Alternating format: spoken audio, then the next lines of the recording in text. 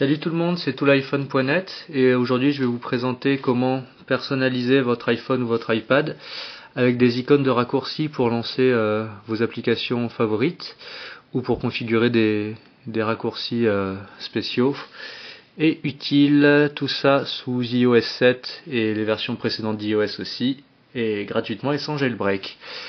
Donc nous allons voir comment configurer tout ce type de raccourci. Donc pour commencer, vous pouvez configurer un raccourci avec une photo personnalisée par exemple, ou n'importe quelle icône, pour envoyer un email prédéfini à quelqu'un, par exemple ici Steve Jobs. Donc vous appuyez sur le raccourci et l'appli mail se lance avec éventuellement les adresses mail pré-remplies, un objet et même un corps de mail. Donc ça vous permet d'envoyer très facilement des emails prédéfinis à vos contacts.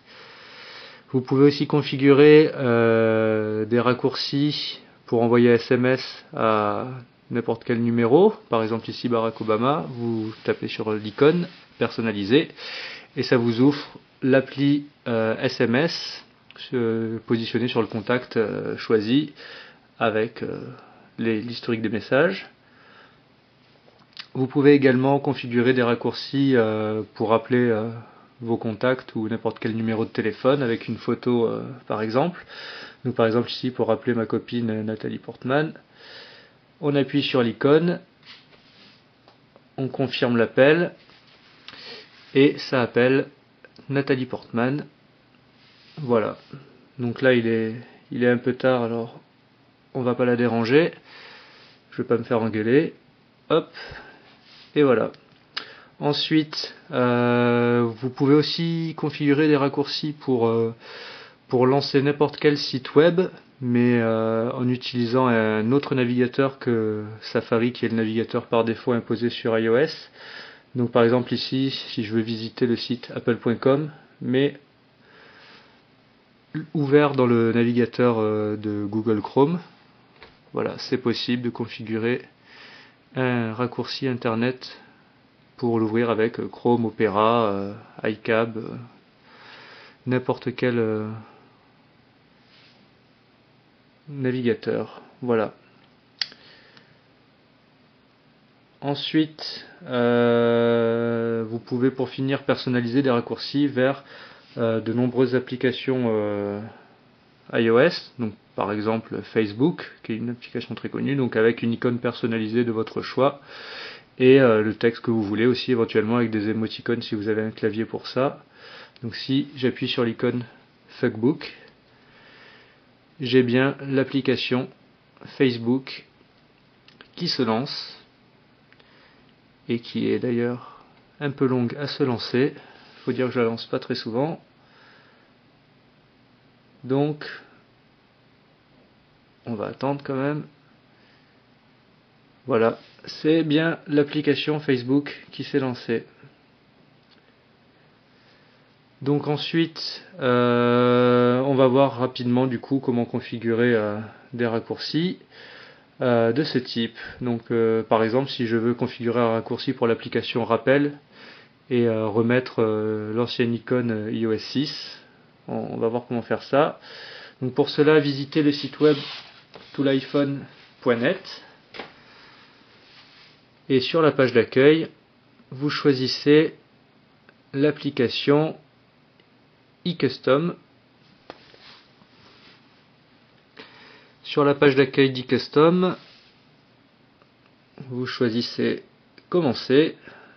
Il n'y a pas plus simple.